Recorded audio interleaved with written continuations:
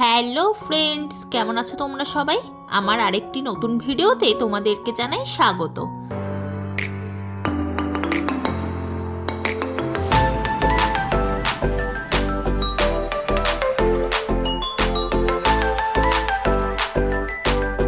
দেখতেই পাচ্ছ আমরা সবাই রেডি হয়ে গেছি, আর বাইরেটা পুরো অন্ধকার। না না, তোমরা আবার সন্ধেবেলা ভেবো না, এখন বাজে রাত 2:30। ব্যাগ নিয়ে তৈরি ঘুরতে যাওয়ার জন্য, তাই গাড়ি কখন আসবে সেই জন্য অপেক্ষা করছি স্টেশনে যাব বলে। ঘুরতে কোথায় যাচ্ছি সেটা জানতে হলে পুরো ভিডিওটি দেখতে থাকো। দেখো, কথা বলতে বলতে গাড়িও চলে এলো, কিন্তু সব ড্রাইভারগুলোরই একই অবস্থা, কোনো দিন টাইমে আসে না, প্যাসেঞ্জারদেরকে টেনশনে রাখবেই। দাঁড়ো, বাবাকে উঠতে দাও। আর তুমি এতদিনে খুলে যাবে মনে হয়, তাহলে সাবওয়ে দিয়ে যেতে হবে। হ্যাঁ, যাই হোক, আমরা ঠাকুরের নাম নিয়ে বেরিয়ে পড়লাম। শোনো না, তুমি টিকিটটা ওইভাবে কাটবে, বুঝলে? আমরা পৌঁছে গেছি প্ল্যাটফর্মে, আর ট্রেন 2 এতে দাঁড়িয়ে রয়েছে। ওইদিকে ওভারব্রিজে অনেক দিন ধরে কাজ চলছে, এখনো ঠিক হয়নি, তাই আমরা সাবওয়ে দিয়ে যাচ্ছি। আমরা এগিয়ে যাচ্ছি, আর তোমাদের দাদা ভাই টিকিট কেটে তারপরে আসবে।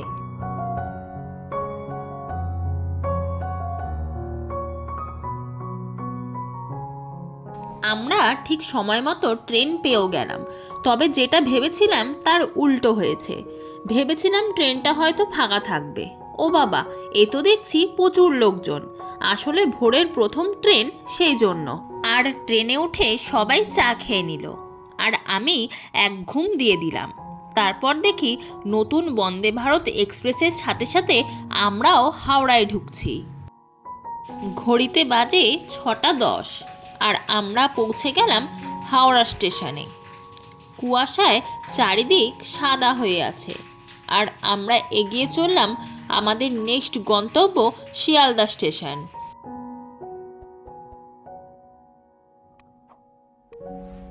এখন 6:45 মতো বাজে, আর আমরা পৌঁছে গেলাম শিয়ালদা স্টেশনে। স্টেশনে ঢোকার মুখে কত ফলের দোকান, আর এত লোকজন যেন মনে হচ্ছিল এখন সকাল 9-10 মতো বাজে। এত ব্যস্ততম জায়গা, ফলগুলো দেখে কিনতে ইচ্ছে হচ্ছিল, কিন্তু হাতে সময় বেশি না থাকায় এগিয়ে যেতে হলো, কারণ আমরা ক্যানিং লোকাল ধরব। শিয়ালদা স্টেশনে কিছুক্ষণ অপেক্ষা করে আমরা উঠে পড়লাম ক্যানিং লোকালে, আর উইন্ডোর সিটও পেয়ে গেলাম। আর কুট্টিমা এখানে শুয়ে পড়েছে, যেহেতু রাতে ঠিকমতো ঘুম হয়নি, সেই জন্য শরীরটা ভালো লাগছে না। এরপর 1 ঘন্টার ব্যবধানে আমরা পৌঁছে গেলাম ক্যানিং স্টেশনে। এবার হয়তো অনেকেই বুঝতে পেরে গেছো যে আমরা কোথায় যাচ্ছি। হ্যাঁ, ঠিকই ধরেছ, আমরা যাচ্ছি সুন্দরবন ঘুরতে। সুন্দরবন ঘোরার জন্য তোমরা অনেক ট্রাভেলার্স পেয়ে যাবে, যেটা ঘরে বসেও তোমরা বুকিং করতে পারবে। তার জন্য এক্সট্রা কোনো অ্যামাউন্ট পে করতে হবে না। অথবা ক্যানিং স্টেশনের বাইরেও অনেক ট্রাভেল এজেন্সি আছে, সেখান থেকেও তোমরা কথা বলে নিতে পারো। তবে আমরা প্রথমেই কোনো দ্বিধাবোধ না করে ট্রাভেল ডেস্টিনেশনে বুকিং করেছিলাম 2 রাত 3 দিনের জন্য। তাতে আমাদের খরচ পড়েছিল Canning to Canning per head 3000 করে। সিজন অনুযায়ী এটা আপ ডাউন হতে পারে। এনাদের ফোন নাম্বার আমি ডেসক্রিপশানে দিয়ে দিয়েছি, সেইখান থেকে দেখে নিতে পারো। এখন ক্যানিং স্টেশন থেকে ট্রাভেল ডেস্টিনেশনের দায়িত্বে যিনি ছিলেন, তিনি আমাদের পিক আপ করে নিয়ে যাচ্ছেন সোনাখালি লঞ্চ ঘাটে, যেখান থেকে আজকে আমাদের সুন্দরবনের যাত্রা শুরু হবে। আমরা চলে এসেছি লঞ্চ ঘাটে, আর প্রথমেই আমাদের লঞ্চ দাঁড়িয়ে রয়েছে। লঞ্চের নাম রাজহংস, আর গাড়ির যেরকম নম্বর হয় সেই রকম আমাদের লঞ্চের নম্বর ছিল 28।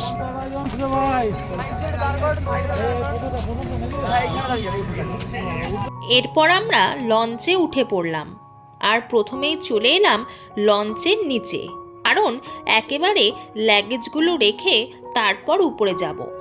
আর এখানে করা রয়েছে 6টা রুম, প্রত্যেকটা রুমে রয়েছে একটি করে বেড। এই তো সবে উঠলাম, এরপর ধীরে ধীরে সব কিছুই তোমাদের ঘুরে দেখাবো। এখন চলে এসেছি লঞ্চের ভিতরের কিচেনে। আমরা যে কদিন থাকবো, যে রান্না বান্না হবে সেইখানটা প্রথমেই ঘুরে দেখাই। লঞ্চের মধ্যেও আবার রান্নাঘর, এ যেন এক দারুণ ব্যাপার। আর ইনিই হচ্ছেন আমাদের রান্নার ঠাকুর। আজকে প্রথম দিনে ব্রেকফাস্টে রয়েছে লুচি, আলুর দম আর মিষ্টি, তাই তিনি বেলে দিচ্ছেন আর ওনার ওয়াইফ খাচ্ছে।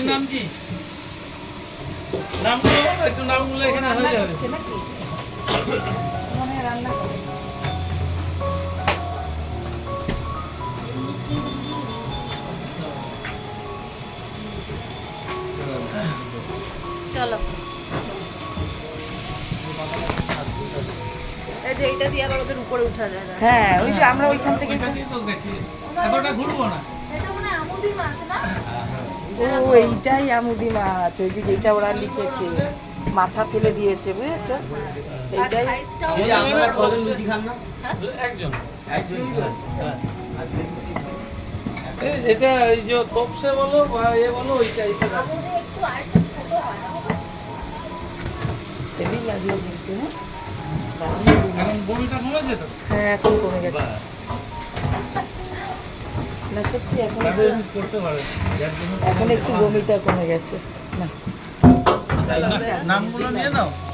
নামগুলো তো দাদারা বলছেই না, কি নাম? সাহা আপনার নাম কি? মনোরঞ্জন মন্ডল। ও, আর দিদি তোমার নাম কি? ফজলুল্লাহ মন্ডল। ও, তোমরা কি দুজন স্বামী স্ত্রী? হ্যাঁ। বাহ, হেভি হেভি। ভালো। ভালো তাহলে। চলো, তোমাদের তাহলে এখানেই ঘর, এখানেই সব? এই ঘর এখানে সব কিছু। আমার জন্য পর যাবে তবে সব মিনারেল ওয়াটার সব কেনা মানে তোমরা দেবে তো খাবার জন্য? হ্যাঁ কেনা যাবে। ভিতরে লোড করা আছে দেখেন না পুরো গাম আছে না সেটাই, আচ্ছা ঠিক আছে। চলো, খাবার জলটা নিয়েই চিন্তা।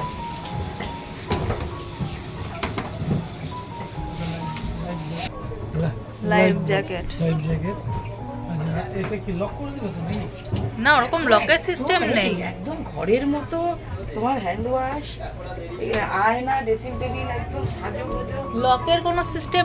তো আমরা লঞ্চের নিচের থেকে ঘুরে উপরে এলাম, আর উপরে আসার কিছুক্ষণ পরেই আমাদের টিফিন দিয়ে দিল। প্রথমে ওরা প্লেটগুলো সুন্দরভাবে সাজিয়ে নিয়েছে, তারপর সবার কাছে দিয়ে দিল। আর আমি লঞ্চের উপরটায় ঘুরছিলাম। তবে যেহেতু লঞ্চ এখনো ছাড়েনি, তাই যেখানে লঞ্চের ড্রাইভার বসবে সেখানে ট্রাভেল ডেস্টিনেশনে যিনি আমাদের নিয়ে এলেন তিনি বসে আছেন। এখান থেকে নিয়ে নাও। থাক, ওরা সব নিয়ে গেছে তো।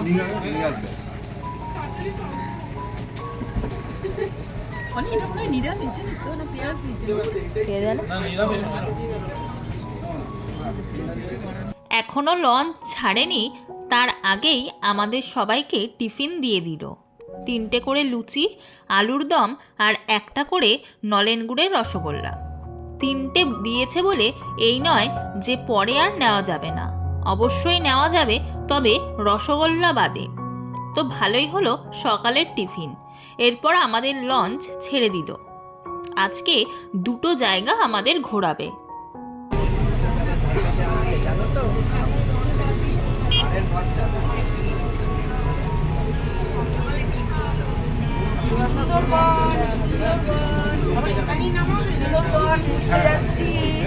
লঞ্চ ছেড়ে দিয়েছে। লঞ্চ আমাদের ছেড়ে দিয়েছে।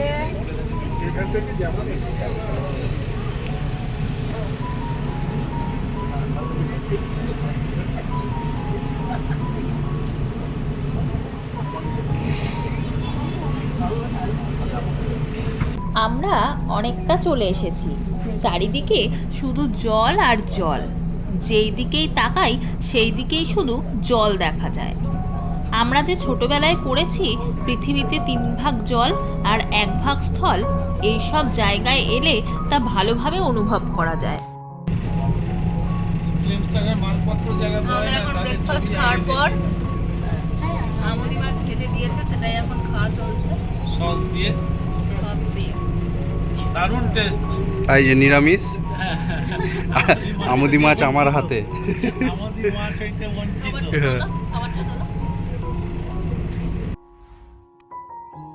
সবাই খাচ্ছে ওইখানে খাটের উপরে বসে সবাই মানে লোক বসে দেখে দেখে কি করবে, ওই জন্য ওরা এইটা ব্যবস্থাটা করছে। সবথেকে বড়ি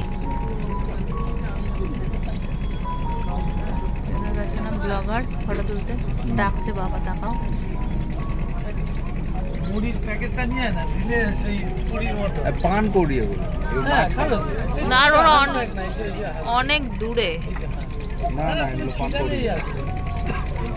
কি সুন্দর দেখো, সত্যি এগুলো হাঁসের মতো দেখো। পান করি। বালিহাঁস।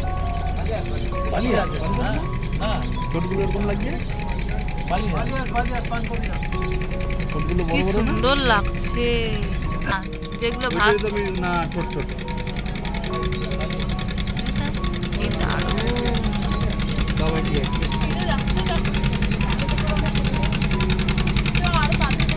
এরা মাছ যাচ্ছে। সব বাস চলে হয়ে এলো বড়, ওরা উঠে গেল। হ্যাঁ, এটা মনে ফ্যামিলি বোট বুক করেছে।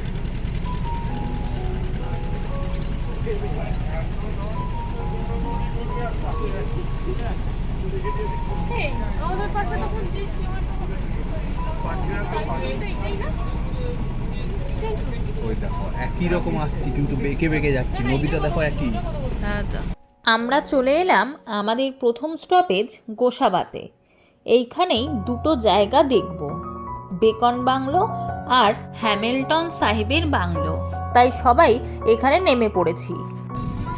ওমা ওদের হাত ধরো, দাঁড়াও, আগে থেকে ইয়ে করো না।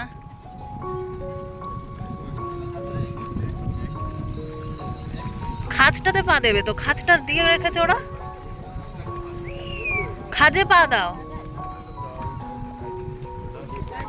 ওইদিকে এইদিকে চলো, সবাই যাবে। এটা আবার কিসের দোকান? গোসাপের রাজ্য, গোসাপ। দাঁড়াও, যেতে না করছে।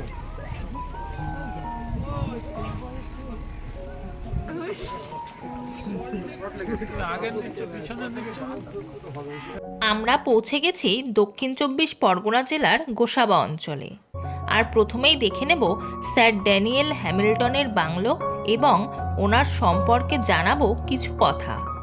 তো এই শ্রদ্ধেয় মানুষটির জন্ম 1860 খ্রিস্টাব্দের 6ই ডিসেম্বর স্কটল্যান্ডের আরানে। তিনি পেশায় ছিলেন একজন ব্যবসায়ী, আর এই ব্যবসা সূত্রেই 1880 খ্রিস্টাব্দে তিনি ভারতে এসেছিলেন। 1903 খ্রিস্টাব্দে জুয়ারে 40 বর্গ কিলোমিটার জমি কিনেছিলেন তিনি। গোসাবাসহ আরও অঞ্চল এর অন্তর্বর্তী ছিল। বাড়িটি পুরো কাঠের তৈরি, পিছনে রয়েছে বিরাট বড় একটি তেঁতুল গাছ। এরপর সার্বিক গ্রাম উন্নয়নের জন্য ড্যানিয়েল হ্যামিল্টনের আমন্ত্রণে 1932 সালের 30 ও 31 ডিসেম্বর রবীন্দ্রনাথ ঠাকুর এই অঞ্চলে আসেন।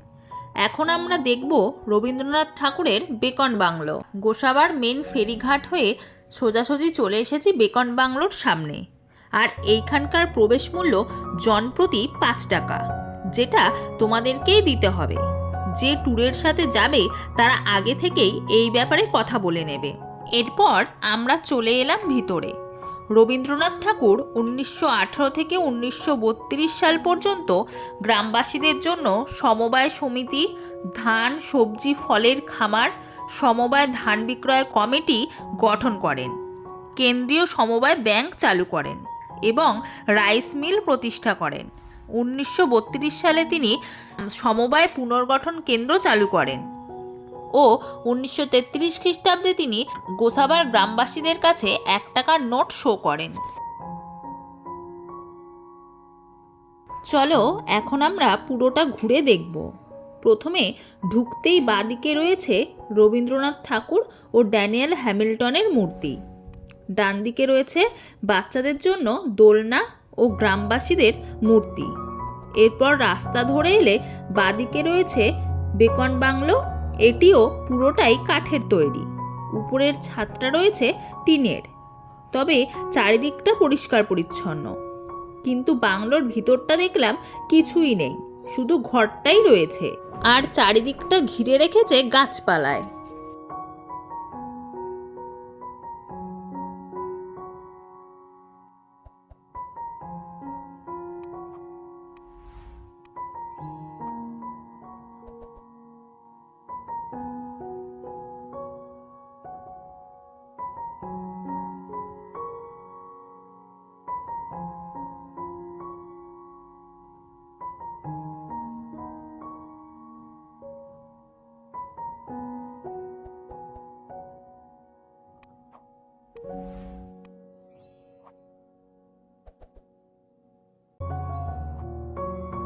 আমরা দুটো জায়গা ঘুরে চলে এলাম আবার লঞ্চে। আজকে দেখার মতো আর কোনো জায়গা নেই, এখন যাব সোজা হোটেলে। আর লঞ্চে ওঠার পরেই আমাদের দুপুরের খাওয়ার বন্দোবস্ত হয়ে গেল। আমরাও বসে পড়লাম হাত ধুয়ে। হাত ধোয়ারও ভালো ব্যবস্থা আছে, বেসিন, হ্যান্ড ওয়াশ লঞ্চের উপরে ও নিচে দুই জায়গাতেই। তো যথারীতি প্রথমেই চলে এলো নুন, লঙ্কা, লেবু, ভাত ও আলু ভাজা। এরপর দেওয়া হলো ডাল। ডালের সাথে কোনো তরকারি নেই, ভাজা দিয়েই খেতে হবে। এরপর দিল দই কাতলা। ওটা দিয়ে যাওয়া শেষ হতে না হতেই চলে এসেছে চিংড়ির মালাইকারি। তবে যারা ভেজ খাও তাদের জন্য একটু অসুবিধা হতে পারে, কারণ নিরামিষ আইটেম সেরকম কিছু ছিল না। আর পিসির আজকে নিরামিষ, তাই নিরামিষ সবজি দিয়ে খাচ্ছে। এরপরে চলে এসেছে চাটনি ও পাঁপড় ভাজা। তো প্রথম দিনের খাওয়া দাওয়া আমাদের বেশ ভালোই হলো। হোটেলে পৌঁছাতে পৌঁছাতে প্রায় সন্ধ্যা হয়ে যাবে। আর বাংলাদেশের কত বড় বড় ট্রলার যাচ্ছে। যেহেতু আজকের ভিডিওটা একটু বড় হয়ে গেছে, তাই ভিডিওটি এখানেই শেষ করলাম। কোন জায়গায় কীরকম হোটেলে আমাদেরকে থাকতে দিল সেই ভিডিও নিয়ে আসছি খুব তাড়াতাড়ি। আর এই ভিডিওটি ভালো লাগলে একটি লাইক করো, কমেন্ট করো ও চ্যানেলটিকে সাবস্ক্রাইব করে দিও। সবাই সুস্থ থেকো, ভালো থেকো আর আমার পাশে থেকো। টাটা।